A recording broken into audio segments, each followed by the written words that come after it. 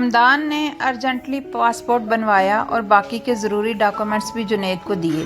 1 माह तक जुनैद भी वापस चला गया। दिन इसी तरह गुजरते रहे। फिर एक दिन हमदान को जुनैद का फ़ोन आया।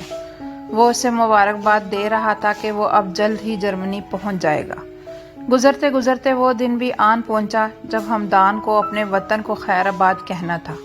इसके छोटे बहन भाई सब रो रहे थे कि इनका प्यारा भाई इन्हें छोड़कर जा रहा था। इसकी माँ भी रो रही थी। मुस्तफ़ा साहब बहुत उदास थे। वो बहुत मुश्किल से खुद पर जब्त कर रहा था, वरना तो इसका कहाँ दिल कर रहा था सबसे दूर जाने को। लेकिन हाय रे मजबूरी जो इंसान से सब करवा देती है जो वो नहीं करना चाहता। सबको ख्याल रखने की ताकीद करता और माँ बाप की दुआएं लेकर वो घर से निकल पड़ा था। ये एक नीम रोशन कमरे का मंजर था। ये कमरा बोसीदा था जहाँ पर नशे में धुत कुछ लड़के पड़े हुए थे। वो सब के सब ड्रग एडिक्ट थे। वो लोग खतरनाक किस्म की मंशियात का जहर अपने अंदर उतारते थे। इनको अपने इर्द गिर्द की कुछ होश नहीं थी। इनमें सिर्फ एक शख्स ऐसा था जिसके होशो हवास कायम थे। वो उठने की कोशिश करने लगा, लेकिन कुछ कमजोरी और कुछ नशे की वजह से वो दोबारा से गिर पड़ा। लेकिन इसने हिम्मत नहीं हारी और एक बार फिर से दीवार का सहारा लेते हुए उठने में कामयाब हो गया। इसने लड़खड़ाते कदमों के साथ चलते हुए इनको सबको चेक किया और फिर कमरे का दरवाजा खोलकर बाहर झांका। खुशकिस्मती से ड्यूटी पर मौजूद गार्ड्स भी सो रहे थे। वो नाम हमवार कदमों और सर को बार बार झटकते हुए लेकिन मुहताज सा इस जगह से बाहर निकल आया। वो लड़खड़ाते कदमों से चलता हुआ न जाने कितनी गलियां अबूर कर गया, इसको कुछ पता नहीं था। वो चलता हुआ एक गली के दरमियान में पहुंचा जब इसको गाड़ियों के हॉर्न की आवाज सुनाई दी। इसका मतलब था कि वो मेन गेट के नजदीक पहुंच गया था।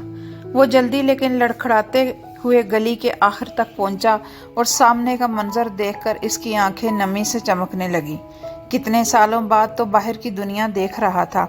वो अपनी जोन में चलता हुआ आगे बढ़ा और दूसरी तरफ से आती हुई गाड़ी को ना देख सका और एक्सीडेंट हो गया। गाड़ी वाले ने यकीनन बहुत मुश्किल से गाड़ी को ब्रेक लगाया था, लेकिन फिर भी एक्सीडेंट हो गया, लेकिन ज्यादा नुकसान होने से बच गया था। इसने देखा गाड़ी में बैठा शख्स जल्दी से नीचे उतरा और भागकर इसकी तरफ आया। ओ माय गॉड, इसने इस शख्स को कहते सुना। इसके साथ ही इसकी आंखें बंद होती चली गईं और वो होशो खरस से बेगाना होता चला गया। अस्सलाम वालेकुम and good morning Baba. Dining room में दाखिल होते वक्त इसने सलाम किया। वालेकुम सलाम, गुड मॉर्निंग। आज जल्दी उठ गई हो? मिस्टर रंधावा ने न्यूज़पेपर फोल्ड करते हुए कहा। जी बाबा, माइकल इंडस्ट्रीज के ओनर मिस्टर माइकल से मीटिंग थी और होटल में भी काम था। आबिश ने जूस ग्लास में अंडेलते हुए कहा। आबिश, हम पाकिस्तान जाने का सोच रहे थे, मिसेज रंधावा ने कुर्सी पर बैठते हुए कहा, और हम चाहते हैं कि इस बार तुम भी हमारे साथ चलो। जूस पीते आबिश के हाथ एक पल को थम गए। मिस्टर और मिसेज रंधावा हर साल पाकिस्तान का चक्कर लाजमी लगाते थे, लेकिन आबिश एक दफा भी नहीं गई थी। जी मामा, मैं चली तो जाती, लेकिन कोई बात नहीं बेटा, नाश्ता करो, मिस्टर रंधावा ने इसकी बात काट कर कहा। नहीं बाबा, लेट हो रहा है, चलती हूँ। इसका मूड बुरी तरह ऑफ हो चुका था। इसने अपना बैग उठाया और चली गई। आपने क्यों इसको कहा जब आपको पता है कि वो नहीं जाएगी? अब नाश्ता भी नहीं किया और मूड भी इसका खराब हो गया ना। इसके जाने के बाद मिस्टर रंधावा ने बीवी से कहा। वो गाड़ी में आकर बैठी तो ड्राइवर ने गाड़ी स्टार्ट की और रोड पर डाल दी। विंडो से बाहर देखती इसी सोच में गुम थी कि इसकी वजह से इसके मामा बाबा दुखी थे। Happy birthday to you, happy birthday to you, happy birthday dear Sam, happy birthday to you. वो 1 साल का बहुत खूबसूरत बच्चा था जिसके गिर्द दूसरे बच्चे खड़े से बर्थडे की मुबारक दे रहे थे। वो बहुत खुश था। इसने मुस्कुराते हुए अपने बाप को देखकर केक काटा। इसके बाद जल्द ही ये मंजर बदलता चला गया। वो एक अंधेरे कमरे के एक कोने में सहमा सा बैठा हुआ था और अपने कानों में मुसलसल एक चिंगाड़ती हुई आवाज सुन रहा था। सैम, कहाँ हो? कोई चलता हुआ मुसलसल बोले जा रहा था। वो इन कदमों की चाप को अच्छे से पहचानता था। कदमों की आवाज अब इसके कमरे के बाहर आ रही थी। एकदम कमरे का दरवाजा खुला। Leave me. वो एक झटके से उठकर बैठ गया। इसकी सांसें तेज तेज चल रही थी और एसी की कूलिंग में भी इसका जिस्म पसीने में शराबोर था। اس نے بےقراری سے اپنے ارد گرد دیکھا اور بے اختیار سکون کا سانس لیا۔ وہ اپنے پینٹ ہاؤس میں اپنے بیڈ روم میں تھا۔ اس کے حواس ٹھکانے پر آئے تو اس نے موبائل اٹھا کر ٹائم دیکھا، جہاں صبح کے 4:30 بج رہے تھے۔ سیم کو اچھے سے یاد تھا کہ پچھلے 10 سالوں میں کوئی دن ایسا نہیں گزرا ہوگا کہ سیم کو وہ خواب نہ آیا ہو۔ نیند تو اب آنی نہیں تھی۔ وہ اٹھ کر ڈریسنگ روم کی طرف گیا۔ جب واپس آیا تو اس کے ہاتھ میں ایک ڈائری تھی۔ یہ اس کے باپ کی ڈائری تھی۔ اس نے ڈائری کھولی تو اس میں سے ایک تصویر نیچے گری۔ اس نے وہ تصویر اٹھائی اور سامنے ٹیبل پر رکھ دی۔ ڈائری میں ایک پوئم لکھی تھی۔ اس نے پوئم پڑھی۔ یہ پوئم اس نے ہی لکھی تھی اپنے باپ کے لیے۔ اس نے اپنے ہونٹوں کو سختی سے بھینچا ہوا تھا۔ اس نے ٹیبل سے پین اٹھایا اور لکھنا شروع کیا۔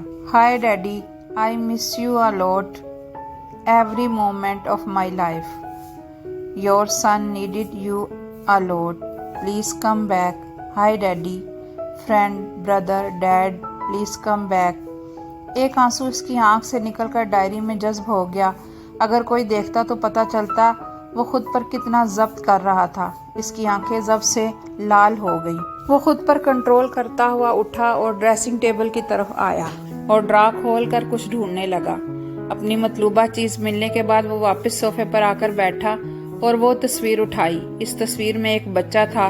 اس کے دائیں بائیں ایک آدمی اور ایک عورت کھڑی تھی۔ وہ ایک مکمل فیملی فوٹو تھی۔ کم از کم دیکھنے والے کو ایسا ہی لگتا تھا۔ اس نے کینچی سے جس طرف عورت کھڑی تھی وہ حصہ کاٹ دیا۔ اب اس تصویر میں صرف بچہ اور آدمی ہی تھے۔ پل بھر کا کھیل تھا اور مکمل فیملی کے ٹکڑے ہو گئے تھے۔ کچھ مناظر صرف تصویروں کی حد تک ہی مکمل لگتے ہیں، لیکن حقیقت کچھ اور ہی ہوتی ہے۔ یہ سب کرنے کے بعد وہ اپنے کمرے سے باہر نکل آیا، کچن میں گیا اور فریج سے شراب کی بوتل نکالی اور گلاس لے کر لاؤنج میں صوفے پر آ کر بیٹھ گیا اور گلاس میں شراب انڈیل کر پینے لگا۔ ماضی سے چھٹکارا حاصل کرنے کے لیے اس کے پاس بس یہی واحد حل تھا جس پر وہ عمل بھی کر رہا تھا۔ آنکھ میں پانی، دل میں شعلے، جام پیوں یا آگ سے کھیلوں۔ ایک لمبے سفر کے بعد اس کا طیارہ جرمنی ایئرپورٹ پر لینڈ ہوا۔ چیکنگ کے مراحل سے گزرنے کے بعد وہ ایئرپورٹ سے باہر نکلا اور فضا میں ایک گہرا سانس چھوڑا۔ جنید اس کو سامنے ہی کھڑا نظر آ گیا۔ وہ اس کی طرف بڑھا۔ کیسا رہا سفر؟ جنید نے اس سے بغلگیر ہوتے ہوئے پوچھا۔ سفر بالکل ٹھیک رہا، تم سناؤ کیسے ہو؟ حمدان نے اس سے علیحدہ ہوتے ہوئے پوچھا۔ تیرے سامنے ہوں، بالکل فٹ۔ وہ لوگ چلتے ہوئے گاڑی تک پہنچ گئے۔ جنید نے اس کا سامان گاڑی کی ڈگی میں رکھا اور ڈرائیونگ سیٹ پر بیٹھ کر گاڑی سٹارٹ کی اور روڈ پر ڈال دی۔ دانی، میں نے تیرے کام کا بندوبست کر لیا ہے، تو کسی چیز کی ٹینشن نہیں لینا۔ آج اچھی طرح تیار کر کے کل سے کام پر جانا شروع کر دینا۔ جنید نے روڈ پر نظریں جمائے کہا، تمہارا بہت بہت شکریہ یار، تم نے میری اتنی مدد کی۔ حمدان نے اس کی طرف دیکھتے ہوئے کہا، ارے یار، دوستی میں اتنا تو کر ہی سکتا تھا میں۔ جنید نے جواباً کہا، کام کیا ہے ویسے؟ حمدان نے وہ سوال کیا جو اسے بے چین کر رہا تھا۔ میرا ایک دوست ہے، ہوٹل میں کام کرتا ہے، میں اس سے تیرا ذکر کیا تھا تو اس نے کہا تھا کہ تم پہنچ جانا، وہ جاب دلوا دے گا۔ دن میں ہوٹل میں کام کر لینا اور پارٹ ٹائم میں کوئی اور کام کر لینا۔ جنید نے تفصیلاً بتایا تو حمدان کو کچھ اطمینان ہوا۔ جنید نے اسے اس کی رہائش پر چھوڑا اور چلا گیا۔ رہائش گاہ اچھی تھی، اس لیے حمدان مطمئن ہو گیا۔ اس کے ساتھ اس کمرے میں 2 اور لڑکے تھے۔ یہ رہائش گاہ اس نے جس ہوٹل میں جاب کرنی تھی ان کی طرف سے پیش کی گئی تھی۔ رات بھر سفر کی تھکان اتارنے کے بعد وہ صبح ایک نئے عزم کے ساتھ اٹھا۔ نماز پڑھنے کے لیے کھڑا ہوا تو مسئلہ قبلہ رخ کے تعین کا تھا۔ ساتھ شکر کہ ان میں سے ایک لڑکا مسلمان تھا۔ اس نے حمدان کو جائے نماز پر کھڑا دیکھا تو اشارے سے قبلے کی سمت کا بتایا۔ حمدان نے مسکراتے ہوئے سر کے خم سے اس کا شکریہ ادا کیا۔ وہ نماز کبھی قضا نہیں کرتا تھا۔ آج بھی وہ اپنے دین کا اور اپنے کام کا آغاز اللہ کو یاد کرنے کے بعد کرنا چاہتا تھا۔ نیا ملک، نئے لوگ، نئی زبان تھی۔ شروع میں مشکلات کا سامنا تو کرنا ہی تھا، پھر آہستہ آہستہ سب معمول پر آتا جائے گا۔ نماز پڑھنے کے بعد تیار ہوتے ہوئے اس نے سوچا، گھر اپنی خیریت سے پہنچنے کی اطلاع وہ رات کو جنید کے فون سے ہی کر چکا تھا۔ ناشتہ کرنے کے بعد وہ ان لڑکوں کے ساتھ چل پڑا۔ ان کی ڈیوٹی تھی حمدان کو 1 ہفتہ تک پک اینڈ ڈراپ دینے اور ہوٹل میں گائیڈ کرنے کی، لیکن زبان مختلف ہونے کی وجہ سے بہت مشکل کا سامنا کرنا پڑ رہا تھا۔ इनकी गाड़ी जब होटल के सामने आकर रुकी और वो लोग बाहर निकले तो हमदान इतने बड़े होटल को देखकर दंग रह गया। वो तो कोई छोटा और आम सा होटल समझ रहा था, लेकिन ये तो इसकी सोच से भी ज्यादा बड़ा होटल था। वो इन लोगों के साथ चलता हुआ होटल में दाखिल हुआ। होटल को अंदर से देखकर इसके होंठ वाव के अंदाज में खुले। वो पहली बार ऐसा होटल देख रहा था। वो लड़के हमदान को चेंजिंग रूम में ले आए और इसे स्टाफ यूनिफॉर्म पहनने को दिया। स्टाफ यूनिफॉर्म पहनने के बाद इसे होटल के मुख्तलिफ एरियाज का विजिट करवाया। इस दौरान वो स्टाफ के दूसरे लोगों से भी मिला और खुशकिस्मती से इसे एक पाकिस्तानी वर्कर भी मिल गया था। वो अपने हम वतन से मिलकर बहुत खुश हुआ था। वो लोग इस वक्त होटल की एंट्रेंस में खड़े थे जब इसे इशफाक से मालूम हुआ कि होटल की मालिक आज विजिट पर आई हुई है। वो रही होटल की ओनर। वो दोनों खड़े बातें कर रहे थे जब इशफाक ने दूसरी तरफ इशारा करते हुए कहा। इशफाक तो काम से चला गया, लेकिन हमदान वहीं खड़ा था। जब वो इसके सामने से गुजर गई तो हमदान ने सलाम किया। वो रुकी और हैरत से जवाब देकर चली गई। इशफाक ने हमदान को बहुत कुछ समझा दिया था। हमदान को चूंकि वहाँ की जुबान नहीं आती थी, इसलिए इशफाक बहुत अच्छा मददगार साबित हुआ था। हमदान अपने काम से काफ़ी मुतमईन था, इसलिए इसने पार्ट टाइम में भी होटल में ही काम करना बेहतर समझा। होटल के सामने इसकी गाड़ी रुकी तो वो सोचों से बाहर निकली। वहाँ मौजूद गार्ड्स ने फौरी गाड़ी का दरवाज़ा खोला।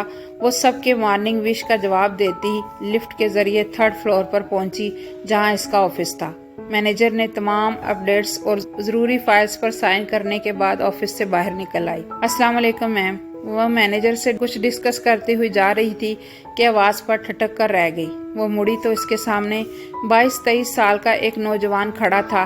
वो यकीन से कह सकती थी कि वो पाकिस्तानी था, लेकिन इसने इसको पहले नहीं देखा था। वो स्टाफ यूनिफॉर्म में मलबूस था।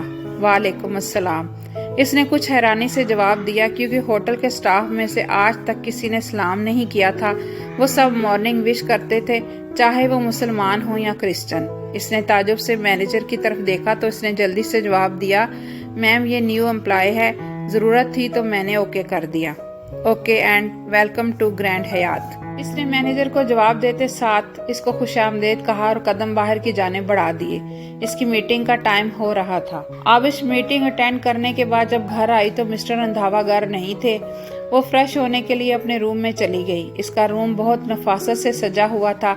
इसके रूम में ग्रे कलर का ज्यादा इस्तेमाल किया गया था, चाहे वो दीवारों पर पेंट हो, सोफे हों या पर्दे। इसका कमरा एक 5 स्टार होटल की मालिक का जैसा होना चाहिए था, वैसा बिल्कुल भी नहीं था। इसका रूम सादगी से सजा हुआ था।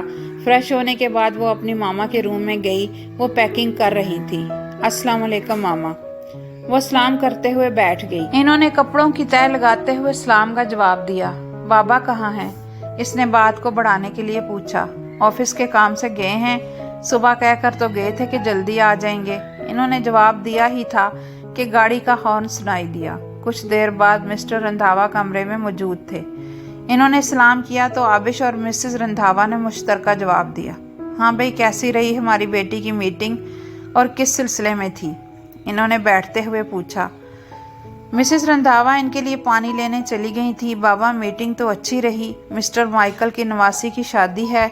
बेटी तो मैनचेस्टर में है और लड़का भी वहीं होता है, लेकिन मिस्टर माइकल अपनी नवासी की शादी खुद करवाना चाहते हैं। अपने गेस्ट को हमारे होटल ठहराना चाहते हैं और पार्टी भी वहीं करवाना चाहते हैं। चूँकि शादी करवाने की जिम्मेदारी वो खुद ले रहे हैं, तो इंतज़ाम भी इन्होंने ही करवाना है, इसलिए मीटिंग रखी थी। आबिश ने तफसीलन बताया। लेकिन आबिश, होटल तो फुल ही रहता है हमेशा, और मेरा नहीं ख्याल कि कभी होटल में इतने रूम्स फ्री हों। तो फिर? मिस्टर रंधावा ने ग्लास बीवी को थमाते हुए कहा। जी बाबा, अभी तो फुल है, लेकिन शादी में भी अभी 20 दिन हैं, तब जितने रूम्स हमें फ्री चाहिए इतने हो जाएंगे। बाबा, मिस्टर माइकल को मैंने बहुत इनकार किया, लेकिन इनका इसरार ख़त्म नहीं हुआ तो मुझे मानना पड़ा। और वैसे भी वो बहुत अच्छी ऑफ़र दे रहे थे। मैंने ठीक किया ना बाबा? आबिश ने जवाब देने के साथ पूछा। हाँ, मेरी बेटी कुछ गलत नहीं करती। इन्होंने प्यार से कहा। आप लोग पाकिस्तान कब जा रहे हैं और कितने दिनों के लिए? इसने मामा और बाबा दोनों की तरफ देखते हुए पूछा। परसों की फ़्लाइट है और अगले माह के आखिर में आएंगे। वहाँ पर बहुत से काम पेंडिंग हैं, मिस्टर रंधावा ने जवाब दिया। बाबा, इतने दिन? मैं आप दोनों के बगैर कैसे रहूँगी इतने दिन? ये बहुत ज़्यादा है। आप अगले हफ्ते आ जाइएगा। इनके इतने लंबे क़याम का सुनकर वो परेशान हो गई थी। اتنے ज़्यादा भी नहीं है आबिश, 30 दिनों की तो बात है, और तुम्हें कहा तो था साथ चलने को, लेकिन तुम राजी ही नहीं हुई।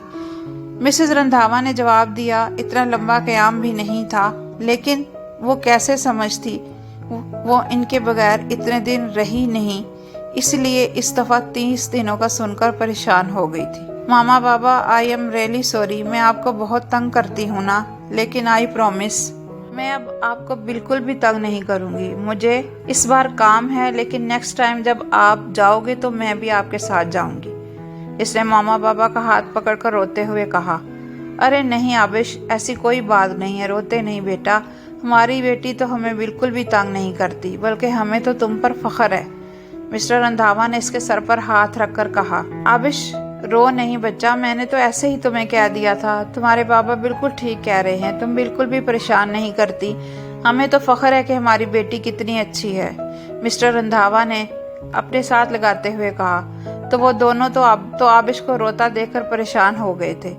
आबिश को जब अंदाजा हुआ कि इसके रोने की वजह से मामा बाबा परेशान हो रहे हैं, तो उसने जल्दी से अपने आंसू साफ किए और इनको देखकर मुस्कुराई। और यही तो अच्छी बेटियों का शेवा है कि वो अपने माँ बाप को जरा भी परेशान नहीं करती, इनकी तकलीफ पर रोती हैं, इनको परेशान देखकर सुकून इनका गारत होता है, इनके चेहरे पर रौनक और मुस्कुराहट देखकर जीती हैं।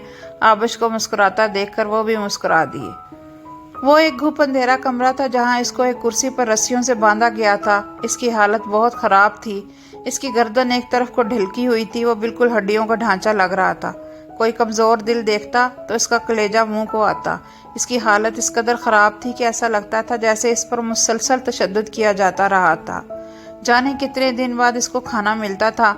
इसको कदमों की चाप सुनाई दी तो वो नफ़ी में सर हिलाने लगा, क्योंकि वो जानता था कि वो लोग इसे टॉर्चर करने आ रहे थे। वो गहरे और तेज़ी से सांस लेने लगा। नर्स ने देखा कि इसकी हालत ख़राब हो रही है तो इसने जल्दी से डॉक्टर को बुलाया। इसने देखा कि वो लोग इसको पकड़ने लगे थे। इसने हाथ पाँव मारना शुरू कर दिया। इसने एक झटके से आंखें खोली तो अपने सामने नर्स और डॉक्टर को देखा। इसने नज़रें घुमाकर अतराफ में देखा तो खुद को अस्पताल के कमरे में पाया। आहिस्ता आहिस्ता इसके हवास जागने लगे तो इसको याद आया कि कल वो इस कैद से बाहर निकला था और फिर इसका एक्सीडेंट हो गया था। इसके बाद क्या हुआ इसको कुछ याद नहीं था। जिसकी गाड़ी से एक्सीडेंट हुआ था शायद वही आदमी इसको अस्पताल लेकर आया था। इसने सोचा डॉक्टर ने इसे नींद का इंजेक्शन लगाया और आराम करने का कहता हुआ चला गया। वो एक बार फिर से नींद की वादियों में उतरता चला गया। फिलहाल इसके लिए यही ठीक था। इसकी दोबारा आंख जब खुली तो कमरे में अंधेरा छाया हुआ था। इस बार इसकी आंख किसी बुरे ख्वाब की वजह से नहीं खुली थी, बल्कि वो नॉर्मल तरीके से सोते से उठा था। डॉक्टर ने शायद इसीलिए नींद का इंजेक्शन दिया था ना, कि इसकी नींद पूरी हो जाए। वो चित लेटा अंधेरे में छत को घूर रहा था जब कमरे का दरवाज़ा खुला और डॉक्टर, नर्स और वही चेहरा नजर आया जिसको इसने बेहोश होते वक्त देखा था। डॉक्टर ने आकर इसको चेक किया और इस अजनबी से कुछ बात करने के बाद चला गया। इसने इस शख्स की तरफ देखा जो black pant, white dress shirt जिसके बाजू कोहनियों तक फोल्ड थे, इसके ऊपर ब्लैक ड्रेस वेस्ट पहने बहुत डिसेंट लग रहा था। ऐसा लग रहा था जैसे वो अभी सीधा ऑफिस से यहाँ आया हो। मैं माजरत ख्वाह हूँ कि मेरी गाड़ी से आपका एक्सीडेंट हुआ है और फिर आज आपको देखने भी नहीं आया। दरअसल मेरी आज बहुत अहम मीटिंग थी इसलिए नहीं आ पाया था। आपका नाम? इस अजनबी शख्स ने इससे पूछा। दाऊद। मेरे लिए सब करने का बहुत शुक्रिया। आप इतनी सी बात करते हुए इसकी सांस फूल गई थी। मैं समरोज हूँ। इसकी हालत अब भी ठीक नहीं थी। समरोज ने गौर से इसकी तरफ देखा। इसको डॉक्टर की बातें याद आने लगी जिसने कहा था कि आपके पेशेंट की कंडीशन बहुत ख़राब थी। इनकी हालत देखकर ऐसा लग रहा है जैसा इनको कई सालों से मारा पीटा गया है। इनकी बॉडी में ड्रग्स की काफ़ी मिकदार पाई गई है। इनको मुनासिब खुराक भी नहीं मिली। इन्होंने इतने सालों से सूरज की रोशनी नहीं देखी। अभी जब ये सूरज की रोशनी देखेंगे तो हो सकता है इनकी आंखों पर असर पड़े, लेकिन कोई खतरे वाली बात नहीं होगी। ये इनकी विल पावर है जो इतना टॉर्चर सहने के बाद भी वो जिंदा हैं। अभी हम इन्हें हॉस्पिटल ही रखेंगे ताकि इनकी बॉडी से ड्रग्स रिमूव की जा सके। आपका क्या रिलेशन है इनसे? डॉक्टर ने मशकूक नज़रों से इसको देखा। मेरी गाड़ी से इनका एक्सीडेंट हुआ था, समरोज ने जवाबन कहा। आई थिंक ये पुलिस केस है, आपको पुलिस को इन्फॉर्म करना चाहिए, डॉक्टर ने कहा तो इसने मुरवत में सर हिला दिया, वरना इसका कोई इरादा नहीं था। ये कौन सी जगह है? दाऊद की आवाज़ पर वो चौंका। मानचेस्टर। मानचेस्टर में हो तुम इस वक्त? समरोज़ ने जवाब दिया। मानचेस्टर? दाऊद बड़बड़ाया और आंखें मूंद लीं। समरोज़ इससे इसकी हालत की वजह पूछना चाहता था, लेकिन इसकी हालत के पेश नज़र खामोश रहा। वो अपने ऑफिस में बैठा काम कर रहा था जब मैक्स ऑफिस का दरवाज़ा धड़ाम से खोलकर अंदर दाखिल हुआ। तुम्हारा जो भी काम है जैसा है वैसा ही रहने दो और जल्दी से उठो, लंच पर चलते हैं। मैक्स अंदर आते ही शुरू हो गया था, जबकि सैम इसको ताज्जुब से देख रहा था। आज से पहले मैक्स ने ऐसी हरकत नहीं की थी। मैक्स, आराम से बैठकर बात करो, सैम ने अपने तासुरात कंट्रोल करते हुए कहा। नो सैम, अगर मैं बैठ गया तो फिर लंच के लिए लेट हो जाएंगे, तुम बस जल्दी से उठो। सैम को मजबूरन उठना पड़ा क्योंकि इसके अलावा कोई चारा नहीं था। मैक्स इसे लिए बगैर जाने वाला नहीं था। मेरे पास तुम्हारे लिए एक खबर है। कुछ ही देर में वो रेस्टोरेंट में मौजूद थे। मैक्स ने खाना खाते हुए बात शुरू की। सैम ने सवालिया नज़रों से इसे देखा। शादी की डेट फिक्स हो गई है, अगले माह की 15 तारीख है, मैक्स ने मुस्कुराते हुए कहा। ओह वाह, मुबारक हो। फिर बुकिंग के लिए कौन सा होटल देखा है तुमने? मैक्स सैम के सवाल पर संजीदा हुआ। एक्चुअली जैनी के ग्रैंड पा ने सब इंतजामात करने हैं। इनका इसरार है कि जैनी की शादी वो खुद करेंगे और शादी यहाँ नहीं होगी, मैक्स ने संजीदगी से कहा। रेली? फिर कहाँ होगी? सैम ने हैरान होते हुए पूछा। बर्लिन, मैक्स ने एक लफ्जी जवाब दिया। खाना खाते हुए सैम के हाथ रुक गए। इसने हैरत से मैक्स की तरफ देखा। मैक्स इसकी हैरानी भांप कर गोया हुआ। जैनी की माँ बर्लिन से है तो अब इसके ग्रैंडपा चाहते हैं कि जैनी की शादी भी बर्लिन ही में हो। अच्छा आइडिया है इनका, लेकिन मैं चाहता हूँ कि तुम मेरी शादी में आओ। मैं नहीं जानता तुम किस वजह से वहाँ नहीं जाते, लेकिन अगर तुम मेरी शादी में आओगे तो मुझे खुशी होगी। मैं तुम्हें फोर्स नहीं कर रहा और ना ही करूँगा, क्योंकि मुझे पता है तुमने वही करना है जो तुम्हारा दिल चाहेगा, लेकिन फिर भी मैं तुमसे रिक्वेस्ट कर रहा हूँ। अब ये तुम पर है कि तुम आओगे या नहीं। अगर तुम हमारी दोस्ती के लिए इतना भी नहीं कर सकते तो फिर मैं क्या कह सकता हूँ? मैक्स ने सैम की बात काट कर कहा और नाराज सा उठकर चला गया। सैम सोच में पड़ गया, क्योंकि ये तो वो भी जानता था कि मैक्स इससे कितना मुखलिस है। सैम ने बिल पे किया और चला गया। इसको फैसला करने में अभी वक्त दरकार था। हमदान को होटल में काम करते हुए 2 माह गुजर चुके थे। इसकी तनख्वाह अच्छी थी और जो टिप्स और बोनस वगैरह था वो अलग अपने काम से बेहद मुतमईन था। इन 2 माह में वो काम को बहुत अच्छे से समझ चुका था और इंग्लिश भी काफ़ी हद तक बोलना शुरू हो गया था। इस अरसे में हमदान ने एक बात और नोट की थी, वो ये कि होटल की ओनर जब भी होटल आती इसको बहुत गौर से देखती रहती। घर भी बात होती थी, सब बहुत अच्छे से चल रहा था। वो अपनी ज़िंदगी से मुतमईन हो गया था, लेकिन वो नहीं जानता था कि ये सुकून सिर्फ चंद दिन के लिए था। मामूल के मुताबिक इस दिन भी हमदान होटल पहुंचा तो उसे गैर मामूली हलचल का एहसास हुआ। बाद में मालूम हुआ कि होटल की ओनर आ रही हैं। हमेशा ऐसा ही होता था, जब भी आती थी इसी तरह हलचल मच जाती थी। हमदान कंधे उचकाकर चला गया और अपना काम करना शुरू कर दिया।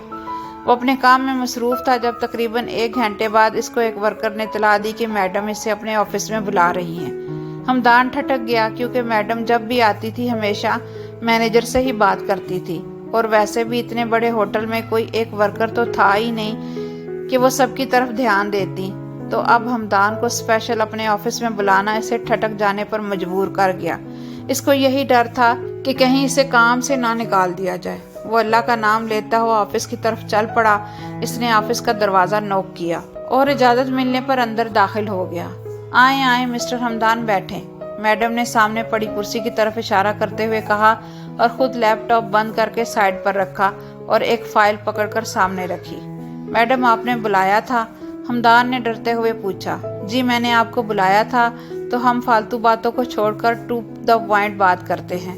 हमदान, मुस्तफ़ा पाकिस्तान के शहर लाहौर के एक गाँव के रहने वाले हैं। 4 बहनें और एक छोटा भाई है।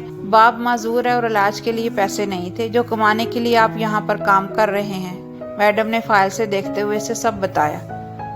आप कैसे जानती हैं और इन बातों को बताने का मतलब क्या है? हमदान बिल्कुल हैरान बैठा था, क्योंकि यहाँ पर जुनैद के अलावा कोई भी इसके बारे में नहीं जानता था। मिस्टर हमदान, आपको क्या लगता है कि आप मेरे होटल में काम करते हैं और मुझे आपके बारे में कुछ भी पता नहीं होगा? वो रुकी, फिर बोली, और रही बात मतलब की, तो मेरे पास आपके लिए एक ऑफ़र है, मंजूर हो तो बताइए। कैसी ऑफ़र? हमदान ने पूछा। میں آپ کو اتنی رقم دوں گی کہ اس سے آپ اپنے دوست کا قرضہ اتار سکتے ہیں، اپنے والد کا علاج کروا سکتے ہیں، اور تو اور آپ کی فیملی ایک ویل سوسائٹی میں موو کر جائے گی اور آپ کے بھائی بہنوں کا مستقبل بھی سنور جائے گا۔ لیکن اس کے بدلے میں آپ کو…۔ اس کے بعد میڈم نے جو کہا وہ سن کر ہمدان اس کو حیران کن نگاہوں سے دیکھ رہا تھا۔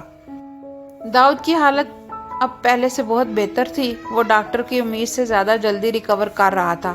2 ہفتے اس کو اسپتال میں ہی رکھا گیا تھا اور آج اس کو ڈسچارج ملنا تھا۔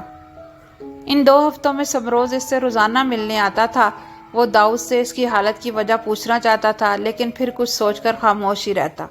سمروز، میں تمہارا شکریہ ادا کیسے کروں مجھے سمجھ نہیں آ رہا، بلکہ شکریہ تو وہ چھوٹا لفظ ہے اس سب کے لیے جو تم نے میرے لیے کیا۔ اگر تم مجھے ہاسپٹل میں لے کر نہیں آتے تو میں آج زندہ بھی نہیں ہوتا۔ تمہارا بہت بڑا احسان ہے مجھ پر، لیکن اگر تمہیں کبھی بھی میری مدد کی ضرورت محسوس ہو تو بلا جھجک مجھے کہنا۔ تمہاری مدد کر کے مجھے بہت خوشی ہوگی۔ تمہاری مدد کے لیے تم جب بھی مجھے بلاؤ گے میں ہمیشہ آؤں گا۔ ہاسپٹل سے ڈسچارج لے کر وہ دونوں باہر کھڑے تھے جب داؤد نے کہنا شروع کیا، کوئی بات نہیں، تمہارا ایکسیڈنٹ بھی تو میری گاڑی سے ہی ہوا تھا نا، تو تمہیں ہاسپٹل لانا میری ذمہ داری تھی، اور ہاں، جب مجھے لگے گا کہ مجھے تمہاری مدد کی ضرورت ہے تو میں تمہیں ضرور بلاؤں گا۔ ابھی گھر کیسے جاؤ گے؟ سمروز نے اسے جواب دینے کے ساتھ سوال کیا۔ پتہ نہیں، سوچ رہا ہوں، داؤد نے جواباً کہا۔ تم مجھے ایڈریس بتاؤ، میں تمہیں ڈراپ کر دیتا ہوں۔ ایسے کیسے جاؤ گے؟ نہ تمہارے پاس تمہارے کوئی ڈاکومنٹس ہے اور نہ ہی ٹیکسی کو پے کرنے کے لیے اماؤنٹ ہے، سمروز نے کہا تو داؤد سوچ میں پڑ گیا، پھر اس بات میں سر ہلاتے ہوئے اس کے ساتھ گاڑی میں بیٹھ گیا۔ 4 گھنٹے کے سفر کے بعد وہ داؤد کے بتائے ہوئے ایڈریس پر موجود تھے۔ داؤد نے سمروز کو بھی ساتھ چلنے کی آفر کی تھی تو وہ بھی اس کے ساتھ گاڑی سے باہر نکل آیا۔ داؤد نے ڈور بیل بجائی تو ایک آدمی نے کچھ دیر بعد گیٹ کھولا۔ کس سے ملنا ہے آپ دونوں کو؟ وہ آدمی سوالیہ نظروں سے ان دونوں کو دیکھنے لگا۔ یہ میرا گھر ہے، اور تم کون ہو؟ کیا کر رہے ہو یہاں پر؟ داؤد نے حیران ہوتے ہوئے اس سے پوچھا۔ میں یہاں گھر کی دیکھ بھال کرتا ہوں، گھر کے مالکان یہاں سے شفٹ کر چکے ہیں۔ سوری سر، میں آپ کو ایسے اندر داخل ہونے کی اجازت نہیں دے سکتا، اس آدمی نے بتایا تو داؤد شتر رہ گیا۔ کہاں شفٹ ہوئے ہیں، کوئی آئیڈیا ہے؟ داؤد کے بجائے سمروز نے پوچھا۔ سوری سر، میں یہ نہیں جانتا، مجھے 2 سال پہلے ہی یہ جاب ملی ہے، میرا ان سے کوئی رابطہ نہیں، مجھے بس اس گھر کی حفاظت کے لیے رکھا گیا ہے، لیکن ہاں، سال میں 1 دفعہ سر یہاں پر چکر ضرور لگاتے ہیں۔ وہ آدمی شاید سمروز کی پرسنالٹی سے متاثر ہوا تھا، اس لیے سب بتا رہا تھا۔ اوکے، تم یہ کارڈ رکھو، وہ جب بھی آئیں تم اس نمبر پر کال کر کے ہمیں بتانا۔ ویسے کچھ اندازہ ہے کب آئیں گے؟ سمروز نے اسے کارڈ تھماتے ہوئے پوچھا تو اس نے نفی میں سر ہلا دیا۔ سمروز نے داؤد کو دیکھا جو بت بنا کھڑا تھا۔ سمروز نے اسے کھینچ کر گاڑی میں لا کر بٹھایا اور خود ڈرائیونگ سیٹ پر بیٹھ گیا۔ اٹس اوکے داؤد، تمہارے فادر آئیں گے تو پتہ چل جائے گا، تم تب تک میرے ساتھ رہو، سمروز نے اس کا کندھا تھپ تھپا کر تسلی دیتے ہوئے کہا، جبکہ داؤد خاموش نظروں سے سامنے دیکھ رہا تھا۔